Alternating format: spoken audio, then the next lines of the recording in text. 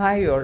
മുട്ടിലെ തേയ്മാനം കാരണമുണ്ടായ അസഹ്യമായ വേദന കുറയ്ക്കാനും പഴയതുപോലെ ആത്മവിശ്വാസത്തോടെ നടക്കാനും വേണ്ടി നമ്മൾ മുട്ടുമാറ്റിവെക്കൽ ശസ്ത്രക്രിയ ചെയ്തിരിക്കുകയാണ്. ഇപ്പോൾ നമ്മൾ പോസ്റ്റ് സർജറി ഫേസിലെത്തിയിരിക്കുകയാണ്. 3 ഫേസായിട്ട് നമ്മൾക്ക് ഈ ഘട്ടത്തെ തരംതിരിക്കാം. ഓരോ ഘട്ടത്തിലും ചെയ്യേണ്ട വ്യായാമമാണ് ഇവിടെ ഉൾപ്പെടുത്തിയിരിക്കുന്നത്. ലോകമെമ്പാടുമുള്ള ഫിസിയോതെറാപ്പിസ്റ്റുകൾ പിന്തുടരുന്ന ഫിസിയോപീഡിയ ഗ്ലോബൽ സ്റ്റാൻഡേർഡ് അനുസരിച്ചാണ് ഈ പ്രോട്ടോകോൾ തയ്യാറാക്കിയിരിക്കുന്നത്. ആ 3 ഫേസ് ഏതൊക്കെയാണെന്ന് നോക്കാം. ഒന്നാമത്തെ ഫേസ് 0 to 3 വീക്സ് ആണ്. ഇത് നമ്മുടെ പ്രൊട്ടക്ഷൻ ഫേസ് ആണ്. ശസ്ത്രക്രിയ കഴിഞ്ഞ ഭാഗം സംരക്ഷിക്കാനും കാലിലെ രക്തയോട്ടം കൂട്ടി സ്വെല്ലിംഗ് കുറയ്ക്കാനുമാണ് ഈ ഘട്ടത്തിൽ ശ്രമിക്കുന്നത്. രണ്ടാമത്തെ ഫേസ് എന്ന് പറയുന്നത് 4 to 6 വീക്സ് ആണ്. അത് മൂവ്മെൻറ്റ് ഫേസ് ആണ്. മുട്ടിൻ്റെ പഴയ വഴക്കം, ഫ്ലെക്സിബിലിറ്റി തിരിച്ചു പിടിക്കുക എന്നുള്ളതാണ് ഈ ഘട്ടത്തിൻ്റെ ലക്ഷ്യം. ഫേസ് 3 അതായത് 7 to 12 വീക്സ് ആണ്. ഇതൊരു സ്ട്രെങ്തനിങ് ഫേസ് ആണ്. നമ്മുടെ പേശികൾക്ക് നല്ല കരുത്ത് നൽകി പടികൾ കയറാനും സാധാരണ ജീവിതത്തിലേക്ക് പൂർണ്ണമായി മടങ്ങാനുമാണ് ഈ ഘട്ടത്തിൽ നമ്മൾ ശ്രദ്ധിക്കുന്നത്. ഒരു കാര്യം പ്രത്യേകം ശ്രദ്ധിക്കുക, ഫിസിയോതെറാപ്പി എന്നത് ഒരു ദിവസമോ 2 ദിവസം കൊണ്ടോ തീരുന്നതല്ല.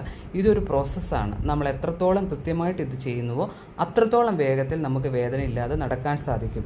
ഓരോ വ്യായാമവും എന്തിനാണ് ചെയ്യുന്നതെന്ന് നമുക്ക് നോക്കാം. ഫേസ് 1 എന്ന് പറയുന്നത് പ്രൊട്ടക്ഷൻ ആൻഡ് സർക്കുലേഷൻ ഫേസ് ആണെന്ന് പറഞ്ഞു. ഈ ഘട്ടത്തിൽ മുറിവ് സംരക്ഷിക്കുന്നതിനും രക്തയോട്ടം വർദ്ധിപ്പിക്കുന്നതിനുമാണ് നമ്മൾ മുൻഗണന കൊടുക്കുന്നത്. ഒന്നാമത്തെ എക്സർസൈസാണ് ആംഗിൾ പമ്പ് എന്ന് പറയുന്നത്. ഇത് ചെയ്യുന്നതിന് വേണ്ടി കിടന്നുകൊണ്ട് പാദങ്ങൾ മുകളിലേക്കും താഴേക്കും പതുക്കെ ചലിപ്പിക്കുക. പിക്ചറിൽ കാണുന്ന പോലെ രക്തയോട്ടം കൂട്ടാനായിട്ടും DVT അല്ലെങ്കിൽ ബ്ലഡ് ക്ലോട്ട് തടയാനായിട്ടും ഇത് സഹായിക്കും.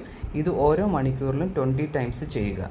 അടുത്ത എക്സർസൈസാണ് ക്വാഡ്രിസെപ്സ് സെറ്റ്സ് എന്ന് പറയുന്നത്. തുടയിലെ പേശികൾ മുറുക്കുന്ന ഒരു എക്സർസൈസാണിത്.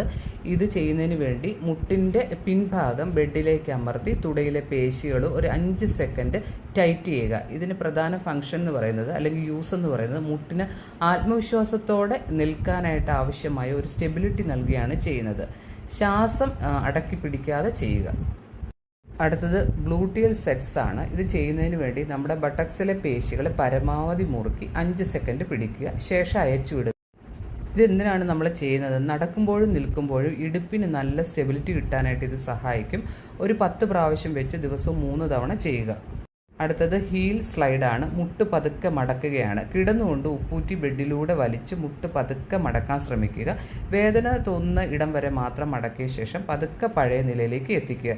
എന്തിനാണ് നമ്മൾ ചെയ്യുന്നത്? നമ്മുടെ ജോയിൻറ്റിൽ ഒരു മുറുക്കം, ഒരു സ്റ്റിഫ്നെസ് ഒഴിവാക്കി മുട്ടിന് നല്ല ഫ്ലെക്സിബിലിറ്റി കിട്ടാനായിട്ട് ഇത് സഹായിക്കും. 10 തവണ 3 പ്രാവശ്യം ചെയ്യുക.